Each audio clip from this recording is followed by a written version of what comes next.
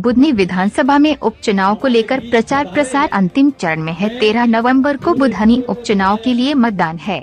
इससे पहले दिग्गज नेताओं की लगातार सभा आयोजित की जा रही है। इसी कड़ी में सीहोर जिले के भैरूदा विकास खंड के गांव सतराना में भाजपा प्रत्याशी रमाकांत भार्गव के पक्ष में मुख्यमंत्री डॉक्टर मोहन यादव ने जनसभा को संबोधित किया। मुख्यमंत्री डॉक्टर यादव ने कहा कि कांग्रेस और कंस में कोई अंतर नहीं है। कंस भी धर्म विरोधी था। कंस तो भगवान श्री कृष्ण का विरोधी था। उसने भगवान श्री कृष्ण से ही विरोध किया तो कंस की दुर्दशा भी क्या हुई। ऐसी ही मानसिकता कांग्रेस पार्टी की भी है। कांग्रेस के लोग धर्म विरोधी लोग हैं। हम गोवर्धन की पूजा करते हैं तो कांग्रेस के लोग कहते हैं कि गोवर्धन की पूजा क्यों करते हो। 50 साल तक राज किया लेकिन मध्य प्रदेश का बंटाधार कर दिया। मुख्यमंत्री डॉक्टर मोहन यादव ने कहा कि कांग्रेस ने देश और प्रदेश पर वर्ष राज किया लेकिन उनकी सरकारों में विकास के नाम पर कुछ नहीं हुआ। मध्य प्रदेश में तो एक मिस्टर बनते थे जिन्होंने पूरे मध्य प्रदेश को का बंटाधार कर दिया। अभी फिर से वोट मांगने के लिए बुधनी में आ रहे हैं। अरे हमारी संस्कृति इतनी अच्छी है। हमारी संस्कृति तो हमारी माता बहनों को सिर माथे पे लगा करके मात्र सत्ता आधारित संस्कृति है। इसलिए हम अगर वसुधा को भी मानते हैं, 9 ग्रह में से एक ग्रह पृथ्वी, वो पृथ्वी भी माता से जुड़ती है, इसलिए हमारी पृथ्वी माता की जय बोलते हैं।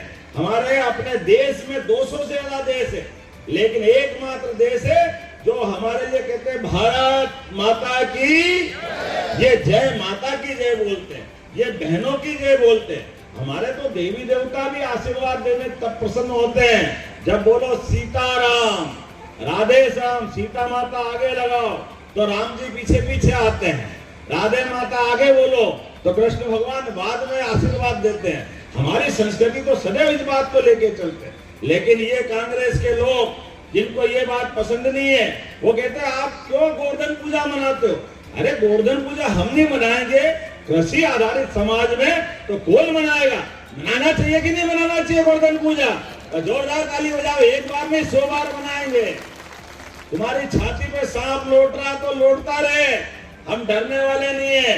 अरे भगवान कृष्ण के आशीर्वाद से, भगवान कृष्ण के जमाने में वो कंस से नहीं डरे तो कांग्रेस वाले से कहां डरेंगे। इनके तो अते पते ही नहीं लगेंगे। कांग्रेस और कंस वाले एक ही रास्ते पे जाते हैं, ये बाहर ही नहीं आते।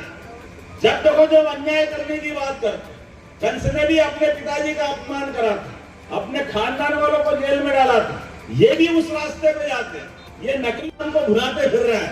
तो आज के इस अवसर पर जब विकास के मामले में आया हूं तो हमारे बीच सौभाग्य की बात है, हमारी सरकार के माध्यम से लगातार एक के बाद एक इतने प्रकार से काम किए। हमने कहा है कि हमारे यहाँ पे खास करके भगवान कृष्ण की जहां जहां लीला हुई, भगवान के लिए द्वारका का भी महत्व है, मथुरा का भी महत्व है, लेकिन केवल गुजरात और उत्तर प्रदेश का भी नहीं, अपने उज्जैन में भी भगवान पढ़ने आए थे तो उनका धूमधाम से स्थान बनना चाहिए कि नहीं बनना चाहिए। तो हमने तय किया कि भगवान कृष्ण की जहां जहां लीलाएं हुई है, इसलिए भगवान कृष्ण को सुदर्शन चक्र इंदौर के पास जनापाव में हमारे परशुराम जी ने दिया। जोरदार ताली बजाओ परशुराम जी के लिए। भगवान परशुराम जी का भी क्या आनंद है। भगवान राम के काल में धनुष से उन्हें